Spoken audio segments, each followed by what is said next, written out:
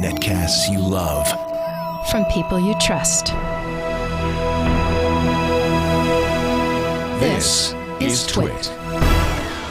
Bandwidth for Twitch is provided by CacheFly at CacheFly.com. This is This Week in Computer Hardware, episode 64, Hexa-Cores and Hexa-Monitors. This Week in Computer Hardware is brought to you by Audible.com. For your free audiobook, go to audiblepodcasts.com/Twitch. This is Twitch, This Week in Computer Hardware. I'm your host, Ryan Shrout, joined by Colleen, and we're going to walk you through this past week's worth of hardware news and information. We've got a lot of interesting things to get to, a lot of stuff that I'm sure will whet the appetite of Colleen, and hopefully she'll be purchasing some new hardware for herself in the not-too-distant future. Maybe. I don't know if I can afford it. Well, I didn't say you'd be able to afford it, but, that's why the good American governmental system gave us all credit cards and stuff, right? Yes. For just that purpose. So we're going to talk about some new GPUs, some new graphics cards that support up to 6 monitors, 12-core processors, a lot of really expensive stuff on the agenda for today. But first, let's talk about the new NVIDIA GeForce GTX 480 and GTX 470 graphics cards. These are the first new architecture products from NVIDIA since about June of 2008, replacing kind of the aging legacy GT200 architecture. And I don't think it's going out on a limb to say that these are probably the most anticipated graphics cards in quite some time. Because they took their sweet time in coming out with the next generation. Right. That's kind of why they're so anticipated, is because they were delayed. We had been hearing about next generation. We usually start hearing about the next generation right when that current generation is released and it starts selling and people start getting it in their hands, because that's just the kind of way computer enthusiasts work, right? We want to know what's coming around the corner. We want to know what's next all the time. Well, 2 years, basically, we're approaching 2 years, is a really long time for an architecture to exist in the market, especially in high-end and enthusiast gaming and that kind of stuff. So getting the GTX 480 and 470 this late in the game was a bit of a surprise. It is a DX11 architecture, which brings it up to performance parity with AMD now. So we know the AMD 5000 series that was released back in September of 2009. So it's been out. We're in the 6-month time frame where it's actually been for sale. This is NVIDIA's first DirectX 11 ready architecture, and we actually started hearing about the innards of this, which we're calling Fermi. This is what NVIDIA called the actual architecture itself. It was called Fermi. Back in, I think we started hearing about it in November. We went to something called the GPU Technology Conference, and in there they showed a lot of GPU, general processing, general processing graphics processing unit. So basically how you can apply standard computing models to GPUs instead of traditional CPUs, and they were showing off how the features of Fermi really work with that, how the extra cache they've added, and some of the changes they made to architecture to make it more robust and reliable, supporting double precision floating point operations, some of that really geeky, nerdy stuff that gets scientific computing fields all up in a bunch. So we started hearing about them. We kind of thought we'd see the graphics card release at CES in January of 2010. That did not happen again. Instead, what we were given was information about what features the graphics cards would have for the consumer market. So things like, what did we have there? We talked about NVIDIA Surround for the first time. I know which is 3 monitors or more. Yes. It's right now they're calling it specifically 3 monitors. So NVIDIA Surround is the ability to connect more than one display to your system and still have the same the same kind of gaming experience you'd normally have. So it's basically multi-monitor gaming for all types of games. So the game doesn't necessarily need to support all 3 monitors in its code. The game just sees one wide display. Yeah, the game and the operating system sees one continuous display. That's correct. Which is easier for the game programmers, and it's backwards compatible for the most part. Right. But as we saw with the AMD Eyefinity, you were one of the many people that noticed when you use it that you get this, in first-person shooter games specifically, you get the fisheye effect on the edge, where I forget, your field of view is limited in the game engine the way it's developed for most games. So things tend to stretch at the sides, even if you are setting it at the correct resolution. It was a deal breaker for me. What's that? It was a deal breaker for me. I returned my cards twice. Right. And for me, it's not a deal breaker. When I play it, I can get past that. But I know a lot of people that feel like you do. And don't get me wrong, I would definitely prefer to not have that effect. Right. Because what you can tell is in a game, for instance, I was playing Metro 2033 in a 3-panel. How are you liking that, by the way? It's pretty good. It's got a very it's kind of like Modern Warfare 2 in terms of it's got a scripted kind of feel to it. It's not an open world game. It's more like Modern Warfare 2 and that kind of thing, where you're definitely going down a path and scripted events are happening to you and that kind of stuff. But it's got a pretty interesting environment and ambiance to it, and the graphics look really, really, really good. If you're looking for something to show off your hardware, this will definitely do it. There are some settings in the game that will really tear your graphics card configuration apart, even on these newer systems. So, I mean, NVIDIA Surround is the same type of thing as that. So they talked about those kinds of features in January, and now finally, here at the end of March 26th, is when the NDAs were finally released for the GTX 480 and 470, even though they won't be for sale until at least April 12th, which is what we're being told. That sucks. So, which is when I'm going to be at NAB. Well, yes. So it's going to suck because I'm going to have to bring my whole water-cooled computer on the airplane with me to Las Vegas. I think that might be a little bit of overkill, Colleen. And then go to Fry's while I'm there and pick it up. And then pop it in. Yeah.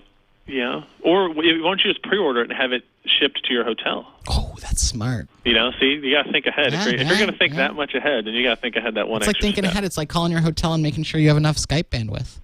Yeah, they would have lied to me and told me yes anyway. So we have fantastic internet connections. Yeah, it's fantastic. You'd think in Silicon Valley they would be able to get internet right, but hey, what do I know? In Silicon Valley, the engineers are not the ones working at the hotels. That's true. Or the good ones. This is true. What's interesting there is that NVIDIA basically they were pointed out to being late too many times in a row, and they basically came out and said specifically several times, we will launch this product in Q1 2010. And so technically they launched it in Q1 2010, but they aren't technically releasing it in Q1 2010. So people can debate on that, on whether or not this is a paper launch, whether or not it falls into that realm of they just needed to get something out for their investors, whatever. But we won't be too concerned about that here. What we're more interested in is the actual product itself. Well, actually, real quick, one last funny thing about that is that it was so long. Since it was 2 years, and they felt that it was such a big platform departure, they named it a second step. So it wasn't the GTX 280, then the 380. They went straight to the GTX 480. Yep. Yeah. So the 300 series was just a series of cheap cards. Yeah, I would guess when this product was first being developed that they planned on it being the 300 series, but because there were so many delays, they had rebranded all their previous cards as... Which NVIDIA is getting a reputation for.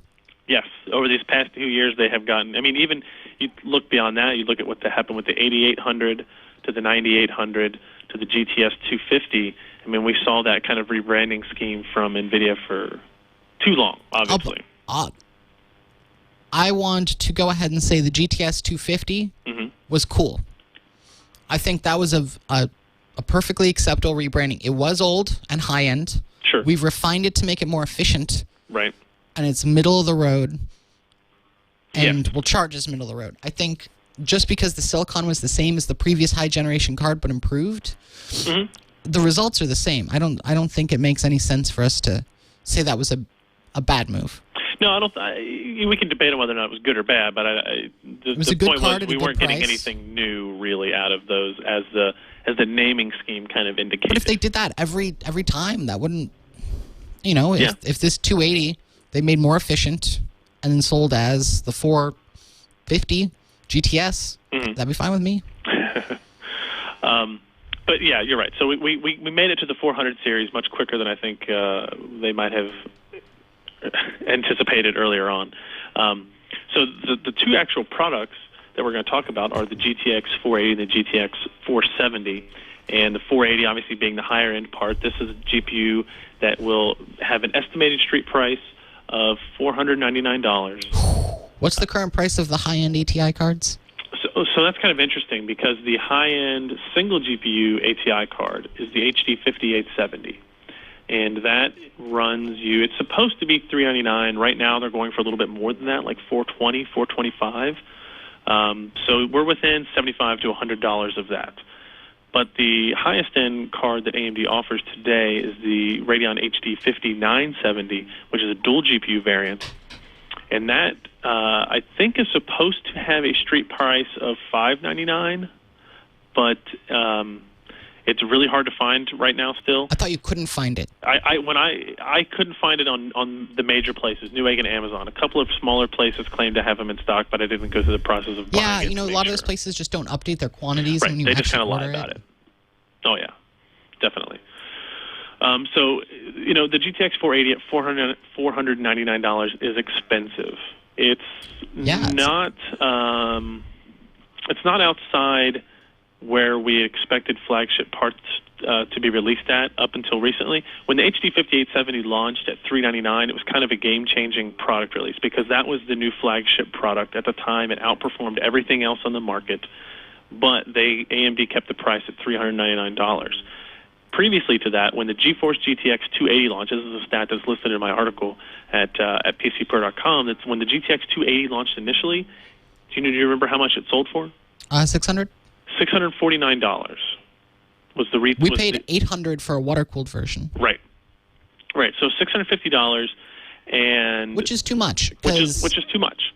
Frankly, if you're selling me $400 cards, I'll buy two. Right. And I'll do SLI like you want. Sure. But if you're selling me $500 cards, screw you. Well, it all depends on what they cost, right? And so the point was that in what I call an unconstrained environment, where NVIDIA was the market leader and they were releasing another product that was even better than their own product. That's what the GTX 280 essentially was. Oh, sure. That they thought, well, we don't need to lower the rest of our prices because they're still competitive, and ATI at the time was having trouble keeping up.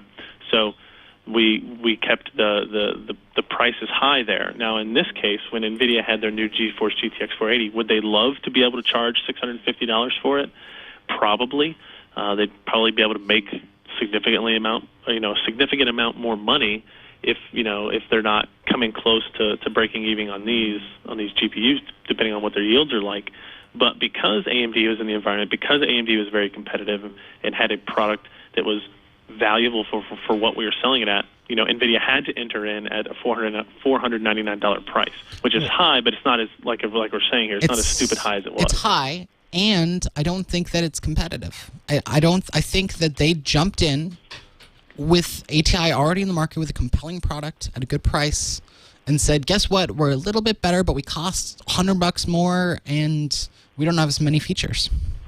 Yeah. I mean, there's a lot. There are a lot of, there are a lot of variances on that because, in my opinion, what has happened with the GTX 480, it is a higher performing card than the Radeon HD 5870. So that's kind of the thing is, NVIDIA wants you to compare the GTX 480 to the 5870 because they're both single GPU products. I compared the GTX 480 to both the 5870 and the 5970. So because those are the cards that kind of fall on either side in the price segments. How much faster do you say the 5870? How much faster is the 480 over the versus the 5870? It depended on game to game, but in a couple of cases it was fairly significant. Something if we looked at I want to say like Far Cry 2, for example. I mean, we were talking about a noticeable difference here, something like 110 frames a second versus 85 frames a second at 19 by 12. That's a pretty big difference. And when you get into 30-inch resolutions, we're talking a difference of like 72 frames a second versus 58. So that, I mean, that's a healthy percentage, and the minimum frame rates were significantly higher as well. So it is definitely a faster card than the 5870. Whether or not it's fast enough to warrant a $100 price difference. I'll admit, I was actually, now that I'm looking at your graph here for Far Cry 2, it's noticeable. It's a lot faster than I was thinking versus the 5870. Yeah. And I have complete relevance here, or to give everybody every point of view. Not everybody else saw as big a differences as we did. There were at least a couple of other reviews that saw noticeable jumps from the 480 to the 5870. We ended up going back and retesting with the 10.3b drivers that came out the day before the GTX 480 was actually launched, and the results were actually not that much different. So, I unbricked my driver install. I figured out the problem. Good, that's good. So I'm not going to blame NVIDIA for. Well, it was a weirdness. So on a quick tangent, basically I have 3 monitors and a television plugged in, and I turned off my side monitors in the television, reinstalled the drivers. Yeah. And it defaulted to the television, which was off as the default screen. So the taskbar was over there and the windows were over there, and that's why I couldn't see anything. Weird. So I physically, and I didn't think it would do that because the monitor was off, and I deactivated it previously. But so it's stupid that their drivers did that. Yep. Didn't know that that's what I was using last time and carry that over. Yes. But it's not bad programming. That sounds like a driver bug. My guess is that TVs, it would be able to detect whether or not that's a TV, so my guess is that would not be their default action. It did fix all my graphical glitches on Battlefield Bad Company 2. Sweet, that's good. Game still sucks. There's only so much you can do. And it still crashes. For that, right? The drivers can't fix everything. But the graphics are very smooth now. Right. So the GTX 480 performs very well, but is it worth the $75? If the price difference stays at the $75 range, I would actually kind of favor the GTX 480 in that way. If the price difference gets to $100 or more, which I actually think will happen, I think what we'll see is the HD 5870 price will come down a little bit, closer to that $399 price tag. And when the GTX 480 launches, you probably won't be able to find it for $499 for the next several weeks, would be my guess. So in that case, I would probably lean towards the more efficient 5870. Which leads us into efficiency. Which is something that the new GF100 cards, the GTX 480 and 470, do not have any of.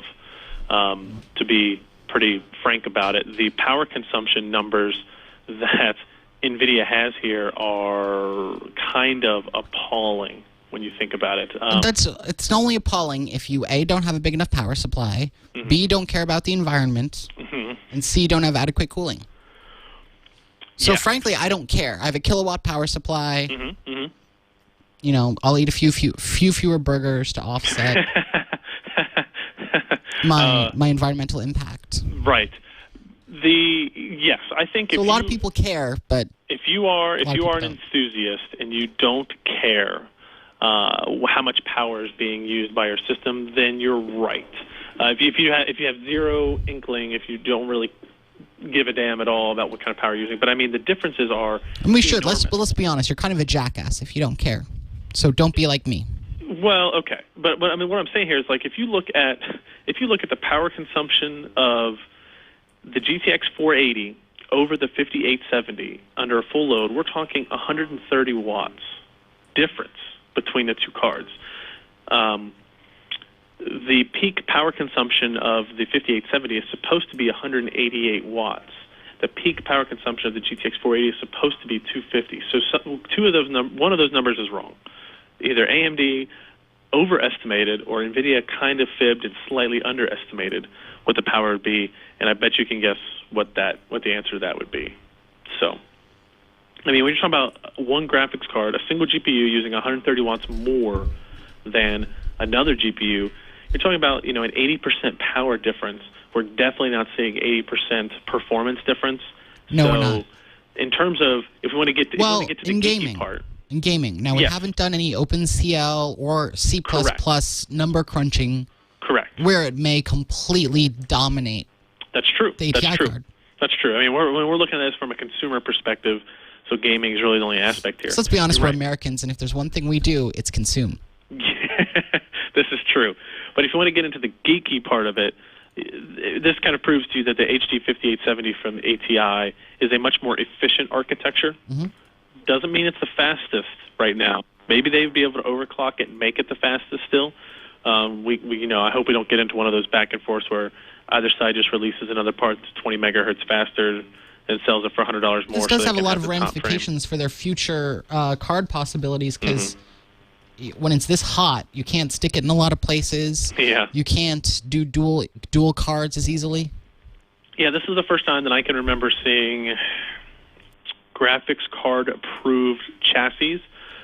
So, like Thermaltake, actually at CES was showing off a case that was Fermi approved, and I started asking questions like, "What the hell does that mean?" They're like, we have no idea what this means, but trust us, you will one day. And there was a tunnel for air to come across up to 3 Fermi cards. They said basically if you have more than one Fermi card in your system, you're probably going to want some specific cooling additions to your case if you don't have an already well-maintained thing. I mean, I think the temperatures I saw on the GTX 480 was at idle. We were kind of in the 80 C range on the GPU, and under full load we were in the mid-90s. That's really, really hot. And this would be, if this were a CPU and it were an enterprise CPU, they would be laughed out of the room. Yes. Yes, you are correct. And it's still likely that it's still possible that might be the case. That's like they're us trying talking to put about these minivans. into server farms. It's like us being talking about minivans and me saying, if this were a race car and we were at a racetrack, they would be laughed out of the room and be completely irrelevant. Exactly. So they're not efficient. They're hot. They use a lot of power. I mean, our test system used 448 watts under load. That includes a processor and all that kind of stuff, and it's a high-end processor. So right.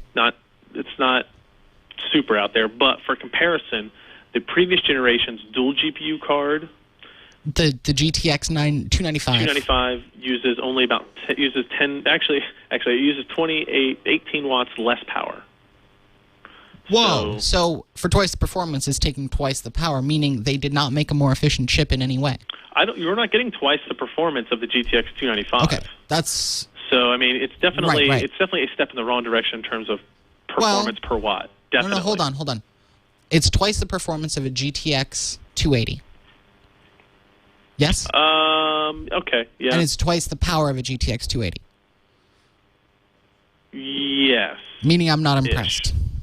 Yes-ish. But I mean, if we look at, when you look at, say, I'm looking at a game here, 96 frames per second for the GTX 480, 72 frames per second for a GTX 295. Right, but a 295 is a dual GPU card, which is actually two 260s, so it's... Right, okay. No, I see what you're saying. Yeah, you're correct. So yeah, they didn't make it much worse in that regard, but it's. No, but they didn't make it better. Silicon is supposed to be more power efficient over time.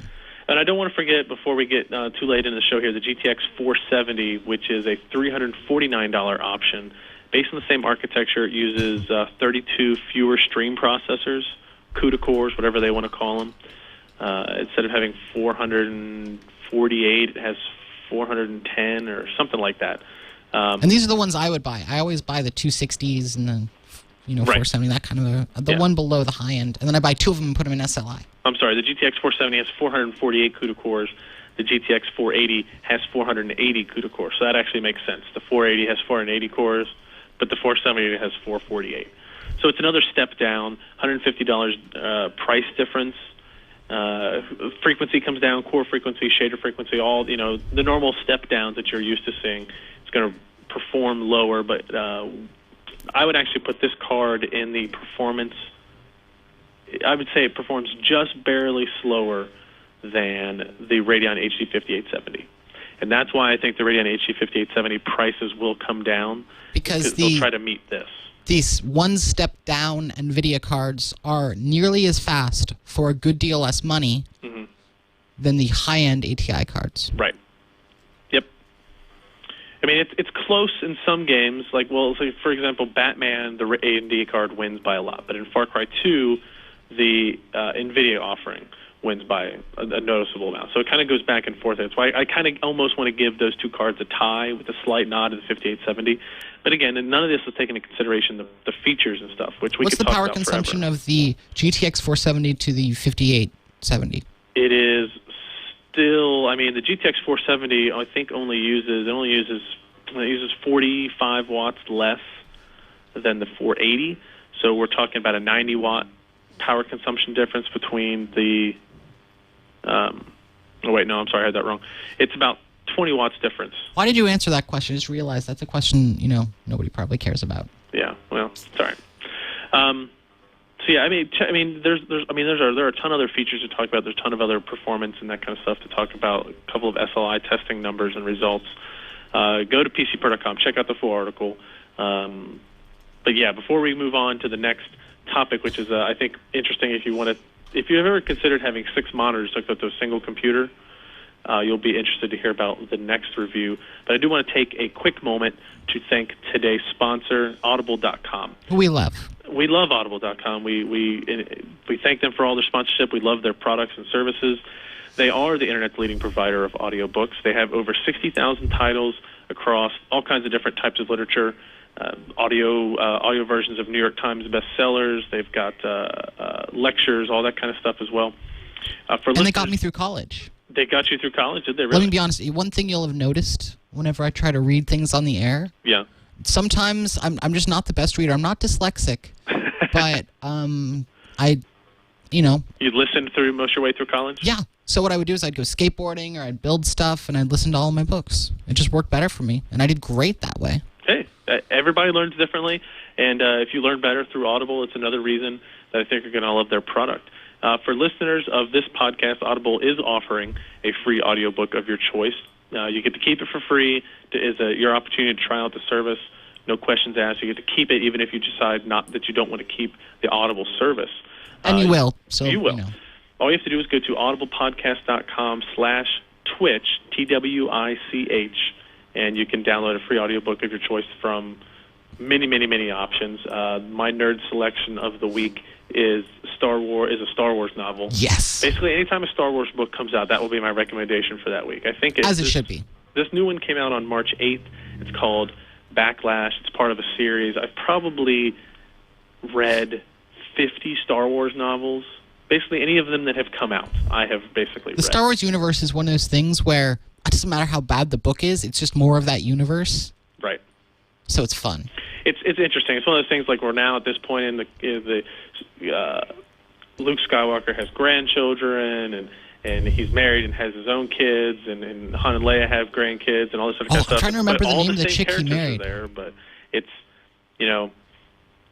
continuation of the story. So I can't believe I'm blanking on the name of his wife. I know this. Who? Luke? Luke's wife. Mara Jade. Yeah. See, I'm a huge nerd. I have to admit that now because I've basically read all of them. And if you go to if you're in my house and you look at my bookshelf, you can tell which one is my wife's and which one is mine. Because yours is the one that hasn't been touched because you've been listening to everything on Audible. That's true. It does make it's difficult to fill in your bookshelf with audiobooks or Kindle books or anything like that. And it's great when you're doing things like building computers because you can listen to it and stimulate your brain. I was listening. Not have to look at the screen. I was listening the entire flight out to Santa Clara, for example. And one thing I do is I really like having a lot of things going at once. So I'll listen to audiobooks while playing video games with the sound off. Like I'll turn down just the music track and play Modern Warfare 2 while listening to All Quiet on the Western Front or something. That's pretty impressive. I don't know if I'd have the ability to do that, but that's pretty impressive. All right, well, let's move. Thanks again to Audible. Again, the URL is audiblepodcast.com/Twitch, and thanks for their support. Now, we want to make sure we get to another GPU here. This review just came out today as I record this. Is a Radeon HD 5870 Eyefinity 6 edition. That's so cool. So, as the name implies, it's an HD 5870 card, which means the specs technically are the same. You've got the same clock speeds, the same GPU. It's a 1600 stream processor part. The differences are this card has a 2 gigabyte frame buffer instead of a 1 gigabyte frame buffer. So it's faster even if you're using only one monitor. You know, that's kind of what I was expecting. In my test, that really didn't turn out to be the case. Interesting. In only a couple of instances was the extra gig of frame buffer utilized. I think one of them was running Metro 2033 at 2560 by 1600. Right, so someone like me with big monitors might benefit. Right. But obviously the real benefit here to having 2 gigs of frame buffer is when you have more monitors. Because the card supports 6 displays.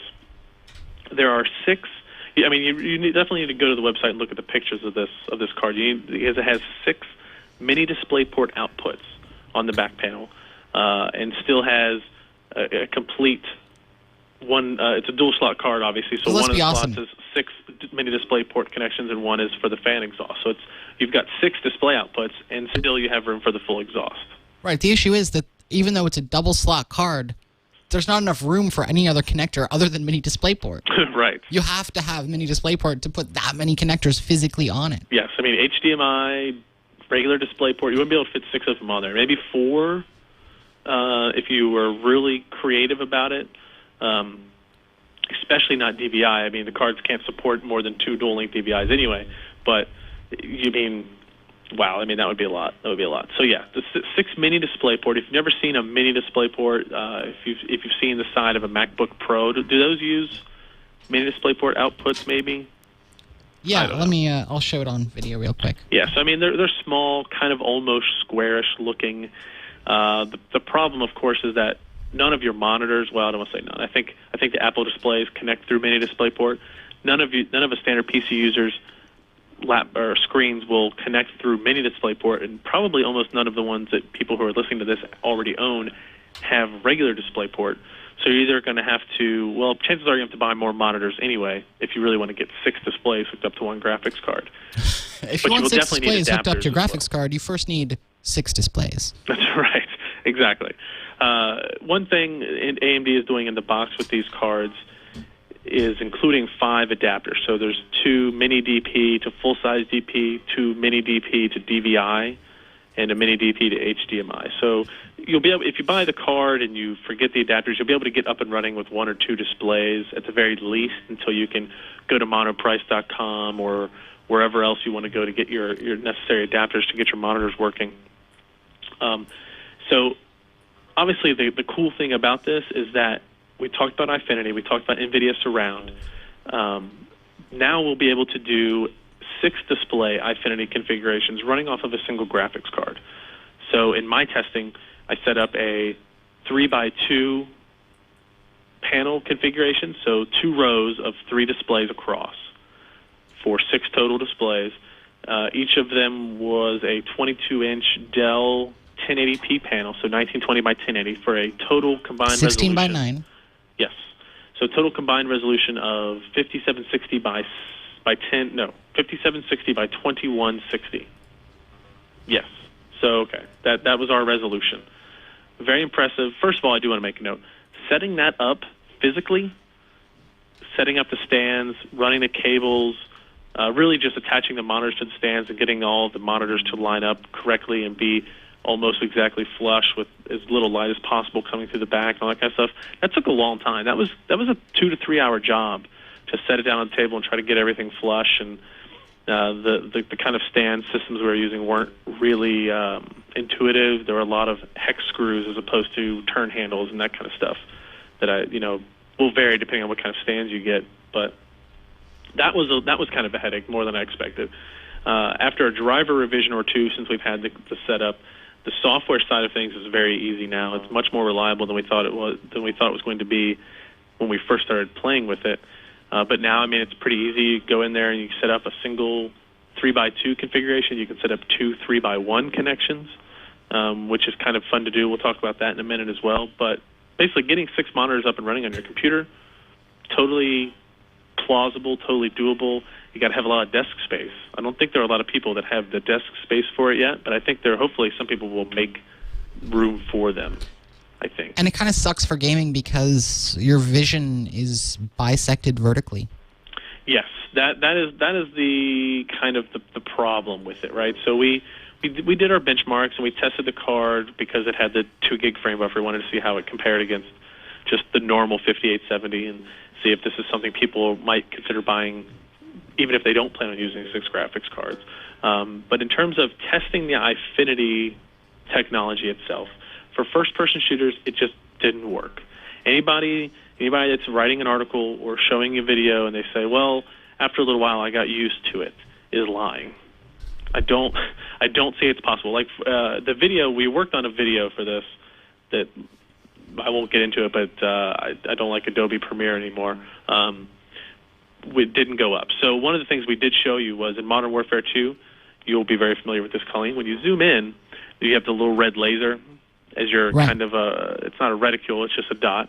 It kind of hovers a little bit, right? It moves around, simulating real-world conditions. Well, with the bezel going right through the middle of the game, the red light actually jumps between above the bezel and below the bezel as it wavers back and forth. So your eyes are constantly jumping kind of back and forth across this 1 to 2 inch gap between the displays. So you have no idea when to shoot. Yes.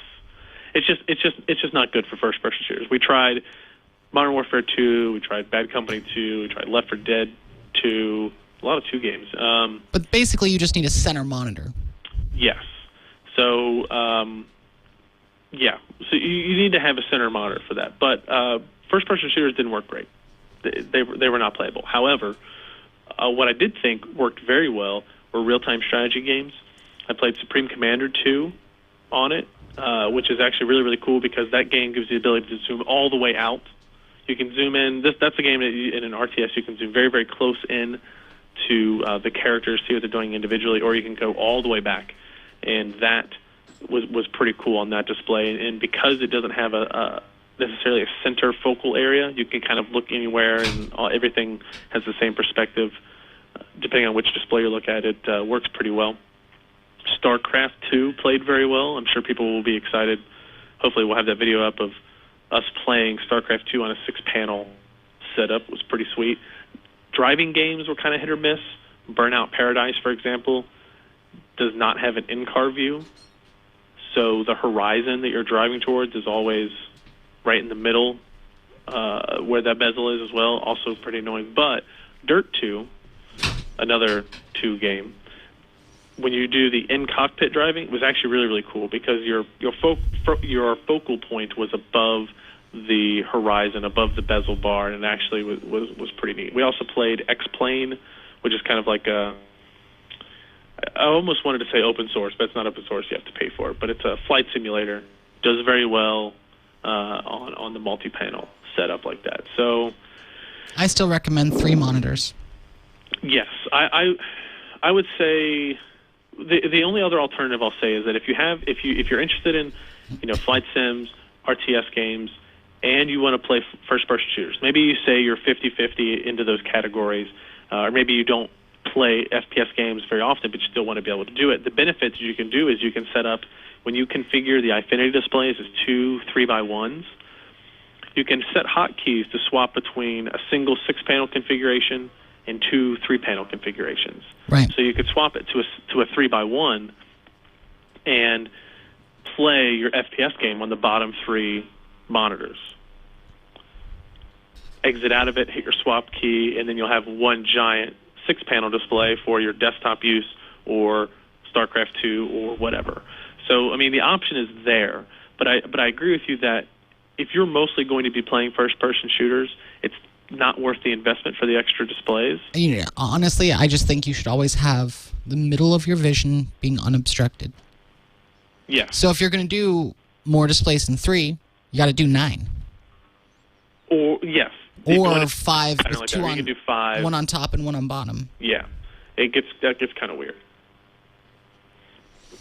But yeah, I mean, when especially for first-person shooters, having the whole point is you're aiming at the center of your screen, right? So you don't want that to get screwed up. So I was a little bit I won't say I was disappointed. I was let down that there wasn't some magic answer. I can't think of what they could possibly do to make this somehow better for first-person Someone in shooters. the chat room makes a good point. You could do 5 monitors in portrait mode.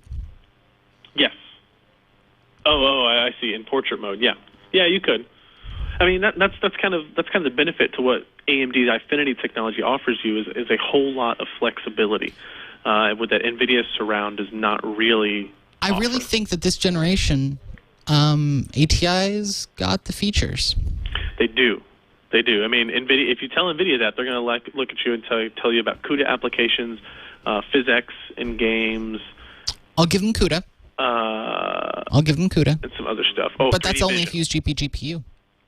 Right. Agreed. All right. I definitely don't agree with them. I'm just telling you what they are going to tell you. Okay. So. But I don't care what they tell me because they don't tell me anything. That's true. You're the one who has to talk to them, not me. I know. The 3D Vision Surround could be pretty cool.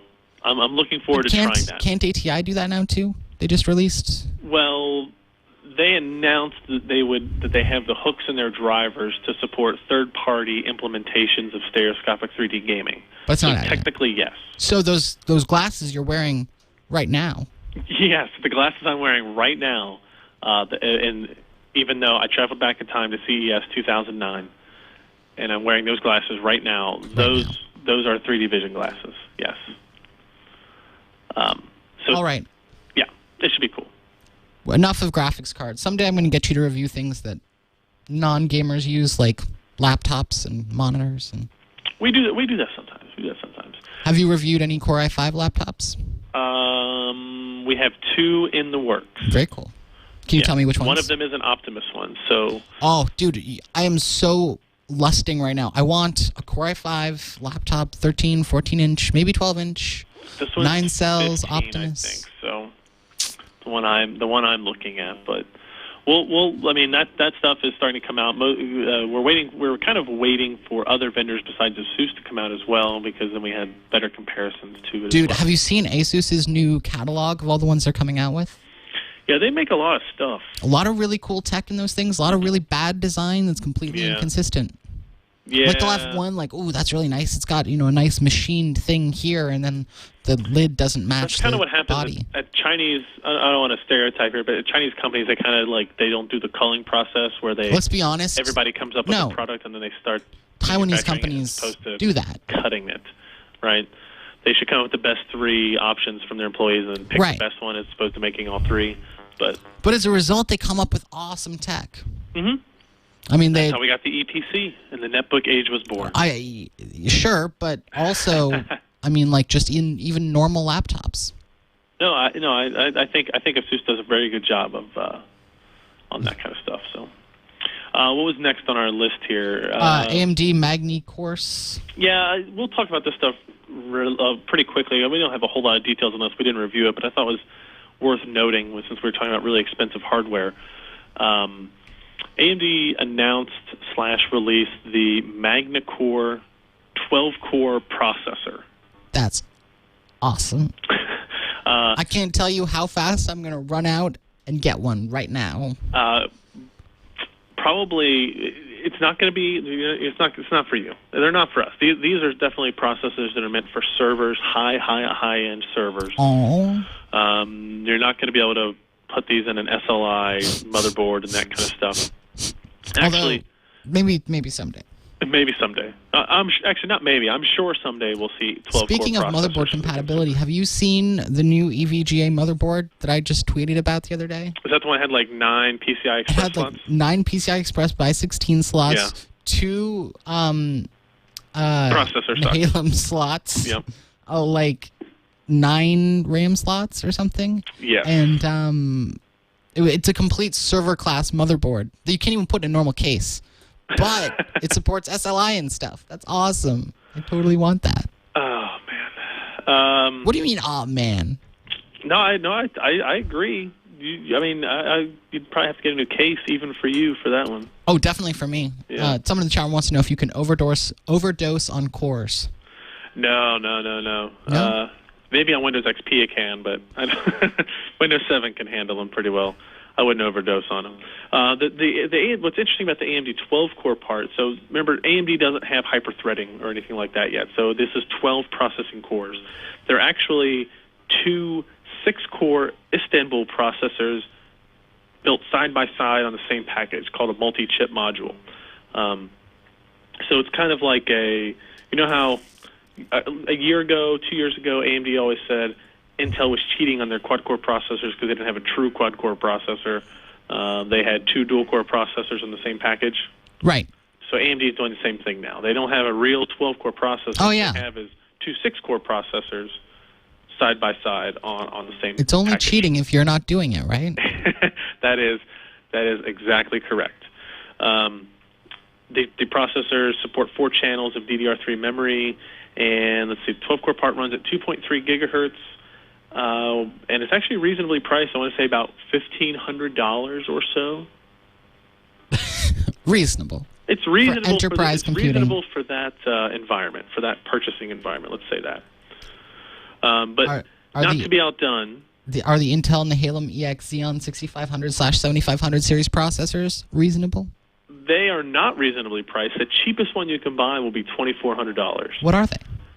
These are 8-core processors. These are true 8-core processors. These aren't quad cores tied together. This is an actual 8-core processor that has hyper-threading for up to 16 threads, up to 24 megs of L3 cache per processor. And they have, what's interesting here is that they have 4 QPI links for multi-CPU systems. So that's sweet. You could put a bunch of these on one motherboard. You could put 4 of these on a single motherboard. Oh, I want that so bad. So it's 32 cores, 64 threads. Hey, EVGA, can you make me a motherboard for that? Almost 100 megs of L3 cache. On 100 megs of L3 cache? Yeah, if you combine all 4 of those processors, that's a lot of L3 cache. I can't tell you how bad I want this. Okay, remember the cheapest one is $2,400. So. I bet I could play Crysis on that. Finally, I could finally play that game at acceptable frame rates. Each CPU will have a quad-channel memory controller, and each CPU will support 16 DIMMs. That's so cool. So, in theory, again, if you have a quad-socket motherboard, you could have 64... Can you, hold on. Can you say this in a really slow voice for me? No, I don't. No, I can't. Please, I'll put some music on for us. 64 DIMM slots that you want somebody to say romantically. 64 DIMM slots of quad channel DDR3 memory. That's the best I got. These CPUs will run up to 2.26 gigahertz. So I mean the frequencies are low, but for the workloads and the target markets that these CPUs are really going for. You know, they're not aimed at Colleen. They're not aimed at me. They're not aimed at our listeners for the most part.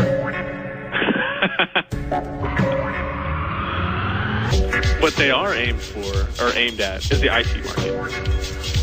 Bound chicka wow wow. Go ahead, keep talking. Don't ruin the mood. So you too can pick up 32 cores, 64 threads of processing power for just like $4,000 a CPU. So I'll never have one. I'll never have one either. So are they going to let you review it for? No, they don't really send us those for some reason. You know, trust me, I could use it to put into a video rendering machine. It would be a perfect use for Nehalem EX. Or for your server for PCPro.com. Yeah, I need way more processing power for video apparently than I do for my server. But so yeah, that was kind of like in the last 10 days or so, we've seen competing releases from AMD releasing a 12-core processor and Intel releasing an 8-core 16-thread processor, all meant for server market. I think Intel said they were working on a 256 processor supercomputer for some customer that I don't think they named yet, based on this design. So, right. Was that customer you, Colleen? With that what? Were you that customer? Is that who they were building that 256 processor system for? Did you order one for Leo? No, you think that Leo pays me that much? I thought maybe that was for the SAN. I don't know. No, the SAN actually it doesn't really require processing really processing per se. No, but for your video encoders would love it. I'm sure your editors upstairs. So. Oh, the editors! You have no idea how much they want the 6-core processors. Luckily, I haven't told them about them, and since they're Mac users, they don't know what the hell they are. And none of the editors will ever listen to this show because they don't need to edit it because we're always so perfect. Especially today. They have to edit so many shows that they skim over it. They don't so much listen to the content.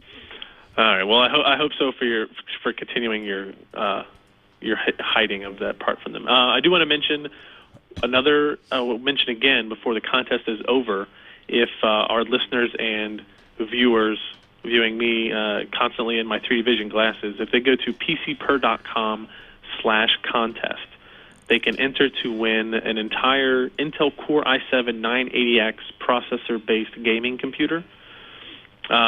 Speaking of 6-core processors, that is, the Core i7 980X is a 6-core, 12-thread consumer product that came out last month, I guess, or so. That's compatible with all the X58 motherboards and stuff that people have.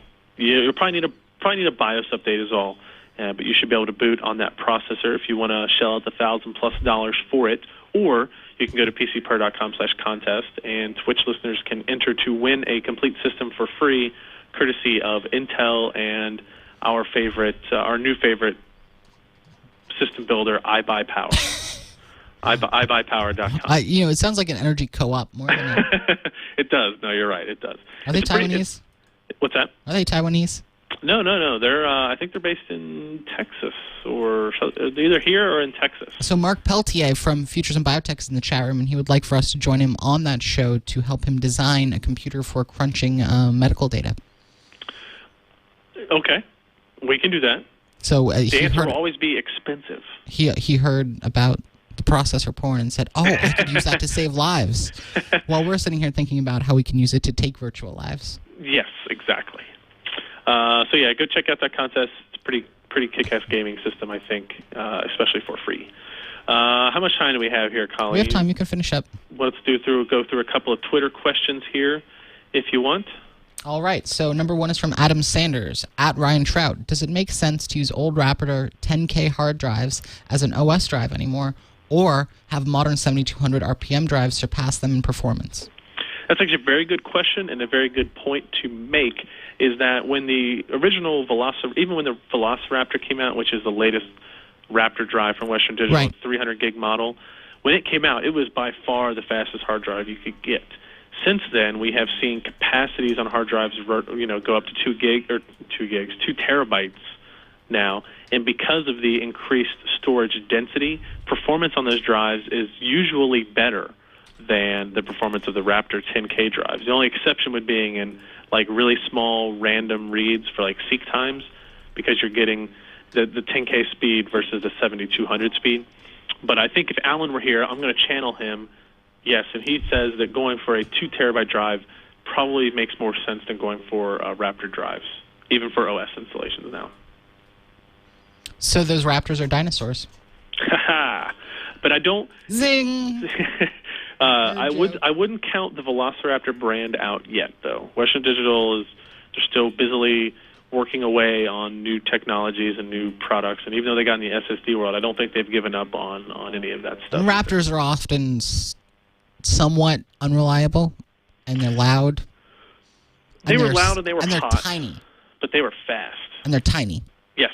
Yeah. If you took them out of their kind of cooling apparatus, they were, I guess, essentially... No. I'm saying all Raptors are tiny in the amount of data that they can store. Oh, right. 300 gigs was the largest. With those tiny dinosaur brains. Yeah. So HyperZine on Twitter wants to know, at Ryan Shrout, SATA 3, 6G, and USB 3.0, would it be wise to hold out for these until the IOs are officially supported by Intel via their chipset? Also another very good question. I guess that's why I included it here. Wow, whoever put these questions together is brilliant. I know. I'd just like to go ahead and compliment them at calling the best ones from the internet. I don't often, I'm not going to say it's never happened or it will never happen, but I won't often pick a question that I don't know the answer to, or at least that I don't have time to look up the answer to for. The answer to here, though, is no, I would not hold out waiting for official support for those specifications from Intel, because Intel did announce, they didn't announce it, but they told us, I think as early... They're official, aren't they? At CES, that they're not going to release any more desktop chipsets for the rest of 2010. So if it depends. If you're okay waiting until 2011 to get USB 3 instead of 6G, which you're not, then maybe you can wait. But if you're not, then no, I would go for one of these expansion cards or get a motherboard that has the expansion cards built into them, so to speak. So JG Stu on Twitter wants to know, your thoughts on how long for a MacBook Pro refresh with the i5, i7? Will it have Optimus? Is Optimus the reason for the delay? My thoughts on how long it would be for the refresh would have been like 2 months ago. So my opinion apparently is not very accurate here. I have the only possible explanation as to why they're waiting so long. They don't want to cannibalize the iPad launch. They want everyone to go out and buy iPads. And then as soon as that dies down, they'll release the MacBooks. Maybe. Is Optimus the reason for the delay? I would have to guess so, because, I don't know. I know NVIDIA had Optimus technology working under Windows 7 correctly for some time, whether or not they had some complication getting it to work with Mac OS. I doubt that they would have complications getting it to work with Mac OS because Apple are the people who want it, and they're the people who write the operating system Apple and the hardware. And NVIDIA are working together on it. In between blaming each other for their chipsets. I guess I already lied because I put this question here and I don't really have an answer. My reason for the question here is you're such a liar. I don't know. I don't know why they don't have it out yet. I see no reason why they couldn't have it out yet. They want, because Mac people will buy anything that Apple comes out with. This is true. So they want to make sure that they do it in intervals at which they can maximally take your money. Yeah, it's like milking a cow. You can't milk it all in one night. Agreed. You have to, milk it every night a little bit, right? Fair enough. I have no idea about milking cows. I'm just making that up. I think I've never it's a even good touched analogy. a cow. Let's go on. Well, another one from the same person, actually. From the person before last. Hyperzine would want to know, would water cooling help solve the high temperatures of the GTX 480 and give it the headroom for overclocking? I will answer this. Go for it. Yeah, it'll help make the chip run cooler. Mm-hmm. It's not going to produce any less heat that is A, wasted energy, and B, goes into your living space. That will still all get to where it's going. Yes. But it will draw that heat away very efficiently, allowing you to overclock it faster and for you to put it onto nice big radiators so that you can use really big, slow fans so that it's quiet. Exactly. The only thing I'll add to that is I did have an interesting note about the GTX 480. Some people were saying, like, I don't know if you remember the 5970 launch.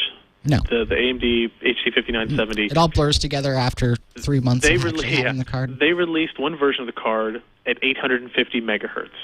But they were originally going to release two versions, like a basic model and an overclock model, that had PCB changes and all this other kind of stuff to support overclocking. But what they decided to do is release one and then allow the user to overclock it. And unfortunately, it's not as simple as I think it should be, like flipping a switch. But for we overclocking? were able to get almost... Dude, GPU overclocking with NVIDIA stuff is usually pretty simple. You download EVGA Precision. Yes. Keep the fricker cool. Mm-hmm. I said fricker. I was going to say. Good idea. No, else. good catch. Good catch. And then just crank it up until it's unstable. It's more complicated when you have three cards because with NVIDIA drivers as they are, you have to raise them all up as one, so that the weakest one is going to control all three. But with the 5970, we found there to be 150 megahertz in clock speed headroom in that card and on that GPU. That's nothing. My phone is overclocked by 450. Well, when you're going from 850 to a gigahertz. No, I'm on my phone. No, I'm just talking about in the world of GPUs. Oh, GPU, okay. That's pretty good. That's very good, actually. My guess is in the current iteration of the GTX 480, there's very little headroom. I would doubt that. I will bet you hot dog. Okay. That there is at least 15-20% headroom. I think if there was that headroom, they would have clocked it down some. I don't know. It's interesting? I have not seen any overclocking tests of this product yet, so we'll have to see what we come up with. Hold on, and let's also say, assuming stock heatsink. Yes. At full blast. Yes, that's fine. I think that's. That's fair. Ken, our new guy, Ken, remember, he used to be our intern. Now he actually works for us, so we have to pay him now. Stupid man, run while you still can. I know. I think it was him, sent me a link to a motivational poster that had a picture of the 480 and the 470, and the subtitle was, "I'm sorry, I can't hear you over the sound of how awesome I am," or something like that. Yeah, that's the. It's very appropriate. That's the Captain Kirk one. Yeah. All right. We've got 2 more questions here. Give me 1 second to show Oh, yeah. James T. Kirk, who cannot hear you over the sound of how awesome he is. All right. The next question, let me get back to it. The Tin Ram. From the Tin Ram, that's an odd name. Ryan Shrout, why is DisplayPort being used instead of DVI/HDMI these days? I thought it was only something Apple used to be difficult. Yes. Usually that would be the case for Apple. DisplayPort is being used because DisplayPort requires a lot fewer pinouts and electronic bandwidth to get the same resolution and color depth that DVI does. For example, the HD5870 can only support 2 dual-link DVI outputs. However, it can support 6 DisplayPort outputs from the same display controller. So really, it's unfortunate because it's much more efficient electronically in terms of space and computing power and all that kind of stuff. Dual-link DVI is not efficient. No. And it's a pain because there's just not enough monitors use it, not enough graphics cards have it, so not enough Q&A has been done. But if you stick a dongle into a mini DisplayPort or a DisplayPort and hook up a single DisplayPort thing, it works fine. Yeah, it should. I mean, I've had some hiccups with mine with the DisplayPort monitor. Native said DisplayPort it works monitor. Fine. That's what Intel says. Yeah, exactly. And Apple and all. I mean, it works. Fine. Let's say I can tell a noticeable difference when the everyday using experience with a DisplayPort versus in what DVI. Sense?